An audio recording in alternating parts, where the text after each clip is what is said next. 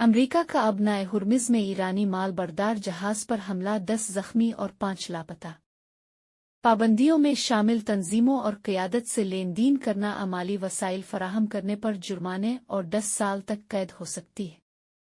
अमरीकी सदर Donald Trump ने कहा है कि ईरान के साथ जंग बंदी अब भी बरकरार है, अगरचे दोनों ममालिक के दरमियान हालिया झड़पों और हमलों की इत्तलात सामने आई है।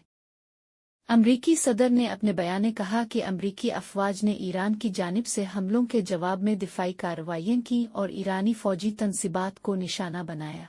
उन्होंने दावा किया कि अमरीकी हमले कामयाब रहे और उनमें ईरान के मिसाइल मराकज़, कमांड सेंटर्स और दीगर अस्करी इंफ्रास्ट्रक्चर को नुकसान पहुंचाया गया।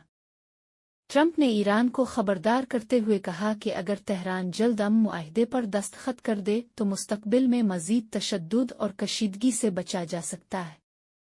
उनका कहना था कि अमरीका खित्ते में इस्तेहकाम चाहता है, लेकिन अमरीकी अफवाज और मुफादात पर हमले बर्दाश्त नहीं किए जाएंगे। अमरीकी फ़ौज के मुताबिक कार्रवाइयां उन हमलों के जवाब में की गईं जो मुबैना तौर पर ईरानी फोर्सेस की जानिब से अमरीकी अहदाफ पर किए गए थे। दूसरी जानिब ईरानी फ़ौज की जानिब से भी सख्त रद्द-ए-अमल सामने आया, ताहम मुकम्मल तफसीलात फौरी तौर पर जारी नहीं की गईं। खित्ते में बढ़ती हुई कशीदगी के बाइस आलमी बरादरी सूरत-ए-हाल पर गहरी नज़र रखे हुए है।